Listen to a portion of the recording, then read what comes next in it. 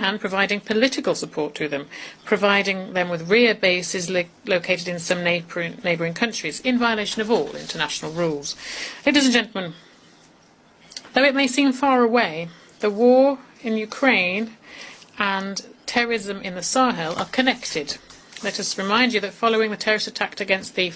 Malian Security Defence Forces patrol on the 24th to 26th of July 2024 in Tenzaweten in the region of Kidal, Mali denounced this incident, by the way, in its statement on 2024 here in this room, and we condemned the attitude shown by Ukrainian officials who publicly claimed affirmed their participation in this terrorist attack. This outrageous conduct, which we thought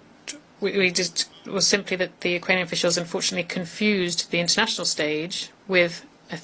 stage.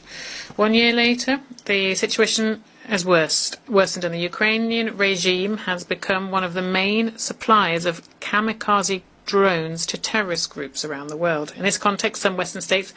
should stop supplying arms to Ukraine because they risk contributing to the promotion of international terrorism. For others, including the French regime, who's nostalgic for the colonial era and concerned by their loss of influence in the Sahel, support for the Ukrainian regime is a manoeuvre that's consistent, which aims to occupy the attention of the international community, focusing the attention on the war in Ukraine, at the same time sponsoring terrorist groups who are growing in number in the Sahel.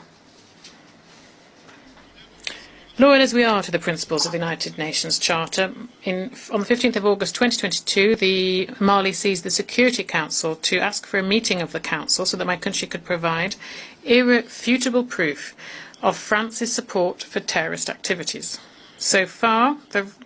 this request has not been followed up on, whereas their sabotage continues on various levels. It is time to act so that those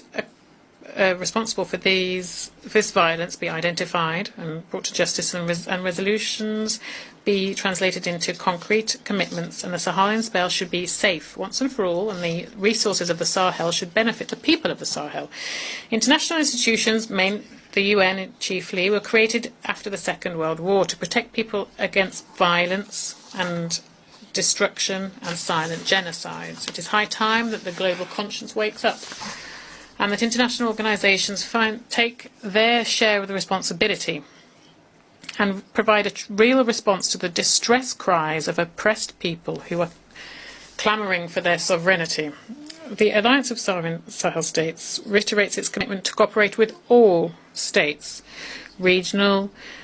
organisations, international organisations,